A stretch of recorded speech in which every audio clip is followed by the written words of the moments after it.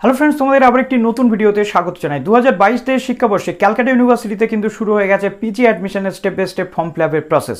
তো যারা নতুন আছে এই চ্যানেলে অবশ্যই চ্যানেলটিকে সাবস্ক্রাইব করে পাশে থাকা বেল আইকনটি ক্লিক করে দাও, যাতে সমস্ত তথ্যগুলো তোমরা টাইম টু টাইম এখান থেকে পেয়ে যাও। এবং ক্যালকাটা ইউনিভার্সিটিতে পিজি অ্যাডমিশনের কী প্রসেস হয়ে থাকে, ক্যালকাটা ইউনিভার্সিটিতে কীভাবে ফর্ম ফিলআপ করতে হয়, কি সিস্টেম থাকে, সম্পূর্ণ তথ্যটা এই ভিডিও থেকে পেতে চলেছ। এবং বলবো প্রত্যেকটি ইউনিভার্সিটিতেই তোমরা আবেদন করো, যাতে করে তোমাদের কোনো প্রবলেম না হয়। তো চলো আর কথা না বাড়িয়ে অন স্ক্রিন তোমাদেরকে দেখিয়ে দিই ক্যালকাটা ইউনিভার্সিটির step by step form fill up process. তো ক্যালকাটা ইউনিভার্সিটির যে দুটো ভিডিও অলরেডি আমি করে দিয়েছি তোমাদের এর আগে, আশা করছি সেটা তোমরা দেখে নিয়েছো, যেখানে MA, M.A এবং M.Com যে বিষয় সেগুলো কিন্তু রয়েছে। তো MA, M.Sc কিন্তু ফর্ম ফিলআপ প্রসেস শুরু হয়ে গেছে। এখন আমি রাত্রিবেলা 1টা বাজছে, এখন থেকেই কিন্তু অ্যাডমিশনের যে ফর্ম ফিলআপের প্রসেস সেটা কিন্তু শুরু হয়ে গেছে। দেখো অলরেডি এখানে যে ক্লিক হেয়ার টু অ্যাপ্লাইতে ক্লিক করলে তোমরা কিন্তু অ্যাপ্লাই করতে পারছো। তো আমি এখান থেকে তোমাদের একটা দেখিয়ে দিচ্ছি, যে কোনো একটা দেখলে মোটামুটি অ্যাজ ইট ইজ সেম কিন্তু রয়েছে। তো দেখো MA এবং M.Sc উভয় ক্ষেত্রে কিন্তু আবেদনের যে প্রসেস সেটা চালু হয়ে গেছে। দেখো ক্লিক হেয়ার টু অ্যাপ্লাই খুব সহজ প্রসেসে আবেদন করা যায়, তার জন্য কতকগুলো বিষয় কিন্তু খেয়াল রাখতে হয়। প্রথমত যেমনটা আমি তোমাদের বলেছি, 2021 সালের লাস্ট ক্যান্ডিডেটরা এখানে আবেদন করতে পারবে, 22-এর বা 20-র ক্যান্ডিডেটরা আবেদন করতে পারবে, অর্থাৎ 21 এবং 22 দুটো সালের ক্যান্ডিডেটরা আবেদন করতে পারবে। ইনফরমেশন ব্রোশিওর বা আগের যে ভিডিওটা ছিল সেটা একটু তোমরা দেখে নিচ্ছ, আমি ডেসক্রিপশনে লিঙ্ক দিয়ে রাখবো, সেখান থেকে তোমরা সমস্ত যে ডিটেলগুলো রয়েছে সেটা দেখছো। এবার আমি এইটাতে জাস্ট তোমাদের দেখাতে চলেছি শুধুমাত্র form fill up process, step by step form fill up process. এরপরে তোমাদের সিলেকশন, এরপরে তোমাদের ক্যালকুলেশন শিট থেকে শুরু করে এভরিথিং সেগুলো আপলোড করতে হবে। পরবর্তী ক্ষেত্রে ক্যালকাটা ইউনিভার্সিটির এইখানেই কিন্তু ক্যালকুলেশন শিট বা সমস্ত কিছু যে আপলোডিংয়ের নোটিশ কিন্তু পরপর চলে আসবে। তো জাস্ট আমি এখানে ক্লিক হেয়ার টু অ্যাপ্লাইতে করে দিচ্ছি ক্লিক হেয়ার টু অ্যাপ্লাইতে ক্লিক করে দেওয়ার পর চলে আসবে রেজিস্ট্রেশন বা লগ ইন পেজ। রেজিস্ট্রেশন বা লগ ইন পেজে যাওয়ার পর দেখো প্রথমে ওয়েবসাইটটা একটু স্লো থাকতে পারে। তো যদি তুমি অলরেডি রেজিস্টার হয়ে থাকো, এন্টার অ্যাপ্লিকেশন নাম্বার এবং পাসওয়ার্ড দিলে তুমি করে নিতে পারবে। না হলে তোমাকে এখানে নিউ অ্যাপ্লিকেন্ট হিসেবে ক্রিয়েট করতে হবে। তো নিউ অ্যাপ্লিকেন্ট হিসেবে আমি ক্রিয়েট করলাম। এখানে ইনস্ট্রাকশনগুলো কিন্তু খুব দারুণভাবে তোমাদেরকে পড়তে হবে। প্রথমত এই যে এইখানটাতে এসে তোমাদের নিউ অ্যাপ্লিকেন্টে ক্লিক করতে হচ্ছে প্রথমে। তারপরে দেখো পাসওয়ার্ড তোমাদের মিনিমাম 6 থেকে 13 ক্যারেক্টারের দিতে হবে, upper case, lower case, number সমস্ত কিছু। যেমন এখানে দেখো একটা এক্সাম্পল দেওয়া রয়েছে, শুক্লার এস বড়, বাদবাকি ছোট এবং @2020। এভাবেও কিন্তু তোমরা তোমাদের নাম দিয়ে করতে পারো, তবে স্ট্রং পাসওয়ার্ড সিলেক্ট করবে। তারপরে ইউজার নেম, পাসওয়ার্ড এবং ওটিপি তোমার মোবাইলে কিন্তু যাবে এবং তোমার ইমেলেও যাবে। তার পরবর্তী ক্ষেত্রে তোমাকে মোবাইল নাম্বার এবং ইমেল থেকে সেটাকে সংগ্রহ করে লগ ইনে ক্লিক করতে হবে। লগ ইনে ক্লিক করার পরবর্তী ক্ষেত্রে তোমাকে স্টেপ বাই স্টেপ যে প্রসেসগুলো রয়েছে সেগুলো কিন্তু করতে হবে। তারপর দেখো সিগনিফিকেন্স অফ অর্ডার প্রেফারেন্স থেকে শুরু করে এভরিথিং। তো স্টেপ বাই স্টেপ তোমাদের দেখাচ্ছি, কিন্তু তার আগে কতগুলো জিনিস তোমাদের হাতের কাছে রাখতে হবে, যেটা হচ্ছে ক্যান্ডিডেটস পাসপোর্ট সাইজ ফটোগ্রাফ 50 কেবির মধ্যে হতে হবে। তারপরে সিগনেচার, যেটা ইংলিশে ম্যাক্সিমাম 30 কেবির মধ্যে হতে হবে, এবং self attested copy of marksheets, অর্থাৎ যতগুলো মার্কশিট তোমাদের রয়েছে 3 বছরের, সেই মার্কশিটগুলো কিন্তু একটা সিঙ্গেল PDF কপিতে করতে হবে। এবং তার জন্য কিন্তু সেখানে সেলফ অ্যাটেস্টেড কপি তোমাদের করতে হবে, অর্থাৎ সেলফ অ্যাটেস্টেড করে কিন্তু স্ক্যান তোমাদের করতে হবে। আশা করছি তোমরা বুঝতে পারছো। এবং এই সমস্ত জিনিসগুলো কিন্তু তোমাদের লাগবে, যেমনটা তোমাদের বলেছি এখানে I have read the instruction, এইখানে তোমাদেরকে করে দিতে হচ্ছে click. I have read the ইনস্ট্রাকশনে ক্লিক করে দেওয়ার পর তোমাদের এখানে সিলেক্ট কোর্স টাইপ করতে হচ্ছে, অর্থাৎ কোন কোর্সে তুমি আবেদন করছো, MA, M.Sc, M.Com নাকি কোন কোর্সে, নাকি M.Sc বা B.Tech আবেদন করছো। তো এখান থেকে তোমরা জাস্ট MA, M.Sc-তে তুমি আবেদন করছো, ধরো আমি MA-তে আবেদন করছি। এবার তোমার এখানে দিতে হচ্ছে লাস্ট এক্সামিনেশনের যে রোল নাম্বার, অর্থাৎ তোমার 6 সেমিস্টার বা ফাইনাল সেমিস্টারের রোল নাম্বার দিতে হচ্ছে। এবার দেখো এখানে একটা জিনিস রয়েছে, লাস্ট ইউনিভার্সিটি কী ছিল। যদি ক্যালকাটার স্টুডেন্ট হয়ে থাকো ক্যালকাটা করতে হচ্ছে, করলে কিন্তু তোমার এখানে ক্যালকাটা ইউনিভার্সিটি রেজিস্ট্রেশন নাম্বার এটা কিন্তু তোমাকে দিতে হবে। আর যদি তুমি নন CU হয়ে থাকো তোমাকে রেজিস্ট্রেশন নাম্বার দিতে হবে না। তো তার পরবর্তী ক্ষেত্রে সব মোটামুটি সেম রয়েছে। তো আমি এখানে নন CU করে দিচ্ছি। দেখো এখানে ক্যালকাটা ইউনিভার্সিটির রেজিস্ট্রেশন নাম্বার আমাকে দিতে হচ্ছে। তারপর ফার্স্ট নেম অফ অ্যাপ্লিকেন্ট, অর্থাৎ আমার প্রথম নাম কিন্তু এখানে দিতে হচ্ছে, আমার মিডল নেম থাকলে দিতে হচ্ছে, বা লাস্ট নেম, তোমার লাস্ট নেম থাকলে দিচ্ছ, ইমেল অ্যাড্রেস দিচ্ছ, এবং ইমেল অ্যাড্রেসটা আরেকবার তুমি এন্টার করছো। তারপরে অ্যাপ্লিকেন্ট মোবাইল নাম্বার, তোমার মোবাইল নাম্বার এখানে দিতে হচ্ছে। তারপর তোমার পাসওয়ার্ড তুমি এখানে সিলেক্ট করছো, যেভাবে বললাম 6 ক্যারেক্টারের পাসওয়ার্ড। তারপরে এখানে এই যে কোডটা এখানে তুমি দিচ্ছ, দেওয়ার পর আই এগ্রিতে তুমি ক্লিক করে অ্যাপ্লাই করছো। অ্যাপ্লাই করে দেওয়ার পর তোমার মোবাইলে একটি আইডি এবং পাসওয়ার্ড কিন্তু চলে আসবে। এখানে চলে এলাম লগ ইন পেজে চলে আসার পর আমার first name, middle name, last name যেগুলো দিয়েছিলাম সেগুলো এখানে রয়েছে। এবার দেখো নেক্সট এখানে আমাকে করতে হচ্ছে আমার ফটো আপলোড করার পর আমার যে ইমেল অ্যাড্রেস সেটা এখানে শো করছে। এখানে আমার দিয়ে দিতে হচ্ছে আধার নাম্বার, তারপরে আমার মাদার্স নেম দিতে হচ্ছে, ফাদার্স নেম দিতে হচ্ছে, মানে আমার মানে তোমাদের আর কি। তো এই আমার যে গার্জিয়ান কে হবেন, মা নাকি বাবা, মা যদি গার্ডিয়ান যদি বাবা হন বাবার নাম দিতে হবে এবং রিলেশন কিন্তু তখন ফাদার দিতে হবে, আর মা যদি গার্ডিয়ান হন তাহলে কিন্তু মাদার দিতে হবে। এবার দেখুন এখানে আমার mobile number, alternative mobile number এখানে দিয়ে দিচ্ছেন, তারপরে মাদার্স অকুপেশন এখান থেকে সিলেক্ট করছেন, মা কি করেন, এগ্রিকালচার, বিজনেস, এন্টারপ্রেনারশিপ নাকি হোম মেকার, তো আমি এখানে হোম মেকার দিয়ে দিচ্ছি। ফাদার্স অকুপেশন এখানে আমার বাবা কি করে আমি সেটা দিয়ে দিচ্ছি, সিভিল সার্ভিস নাকি কি সেটা। এবার ফ্যামিলি ইনকাম পার ইয়ার, এটা কিন্তু আপনার ইনকাম সার্টিফিকেটে যেটা থাকবে সেটাই আপনাকে দিতে হচ্ছে। তো যেহেতু SBMCM বা অন্যান্য স্কলারশিপের ব্যাপার রয়েছে, এটা একটু ভেবেচিন্তে আপনি দেবেন। তার পরবর্তী ক্ষেত্রে দেখুন ডেট অফ বার্থ এখানে আপনাকে দিতে হচ্ছে ডেট অফ বার্থ, আপনি কোন ডেটে জন্মিয়েছেন, মান্থ ইয়ার দিচ্ছেন। তারপরে জেন্ডার আপনাকে সিলেক্ট করতে হচ্ছে এখান থেকে। তারপরে ন্যাশনালিটি আপনার সিলেক্ট করতে হচ্ছে ইন্ডিয়ান নাকি আপনি কোন দেশ থেকে আসছেন, তো আমি এখানে ইন্ডিয়া করে দিলাম। তারপরে রিলিজিয়ান আপনাকে সিলেক্ট করতে হচ্ছে, তো রিলিজিয়ান, ক্যাটেগরি SC ST নাকি কি সেটা দিতে হচ্ছে, লোকালিটি অর্থাৎ আরবান, রুরাল নাকি সেমি আরবান অর্থাৎ শহর গ্রাম নাকি সেমি শহর সেটা আপনাকে দিতে হচ্ছে। তারপরে ম্যারিটাল স্ট্যাটাস আপনি আনম্যারিড নাকি ম্যারিড সেটা দিচ্ছেন।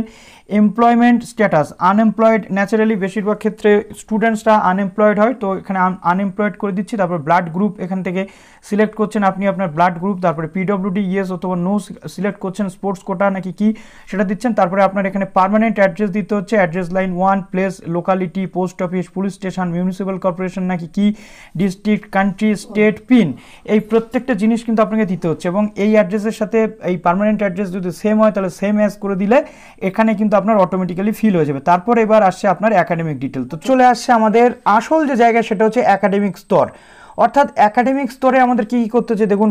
For BSc BCom CBCS enter total grade point in marks obtained, অর্থাৎ মার্কস অবটেন্ডের ক্ষেত্রে টোটাল গ্রেড পয়েন্ট যদি CGPA হয়ে থাকে সেই CGPA টোটাল যে গ্রেড পয়েন্ট রয়েছে সেটা আমাদেরকে ফিল আপ করতে হবে। তারপর total credit in full marks field, অর্থাৎ ফুল মার্কস ফিল্ডে কিন্তু টোটাল ক্রেডিট দিতে হবে। আর যদি BA BSc BCom 1+1+1 সিস্টেম হয়ে থাকে তাহলে কিন্তু ফাইনাল কনসলিডেট মার্কশিটের যে নাম্বার থাকবে অনার্স এবং জেনারেল সেটা কিন্তু দিতে হবে। তো একদম প্রথমে আমাদের এখানে চলে আসছে সেকেন্ডারি অর্থাৎ মাধ্যমিক আমি এখানে পাস করেছি নাকি অ্যাপিয়ার্ড, অর্থাৎ অ্যাপিয়ার্ড ক্যান্ডিডেটরাও কিন্তু আবেদন করতে পারে। সুতরাং আমি পাস করেছি, কোন ডিভিশনে পাস করেছি, ফার্স্ট, সেকেন্ড নাকি থার্ড, আমি ফার্স্ট ডিভিশনে পাস করেছি, এখানে রয়েছে ডিভিশন। মাধ্যমিকে কি CGPA ছিল নাকি সেমিস্টার ছিল নাকি এমনি পার্সেন্টেজ ছিল, তো এখানে আমি নো করে দিয়েছি। মাধ্যমিকে আমার CGPA ছিল না, তো মাধ্যমিকে আমি 500 নাম্বার পেয়েছি। ফুল মার্কস বা টোটাল ক্রেডিট এখানে কিন্তু 700 রয়েছে। তারপরে মার্কস কিন্তু এখানে অটোমেটিক্যালি পার্সেন্টেজ করে নিয়েছে, কত সালে মাধ্যমিক পাস করেছি সেটা, কোন স্কুল থেকে পাস করেছি সেই স্কুলের নাম তুমি দিয়ে দিচ্ছ, তোমার স্কুলের নাম, তোমার বোর্ডের নাম তুমি এখান থেকে চুজ করছো ড্রপ ডাউন মেনু থেকে। হওয়ার পর এবার আসছে উচ্চ মাধ্যমিক পাস নাকি কোন ডিভিশন, আমি ফার্স্ট ডিভিশন দিয়ে দিলাম। তারপর দেখো এখানে উচ্চ মাধ্যমিকে CGPA ছিল নাকি কি ছিল, আমি এখানে নো করে দিলাম। উচ্চ মাধ্যমিকে আমি পেয়েছি অবটেন্ড মার্কস হচ্ছে 450, CGPA হলে CGPA বসাতে হবে।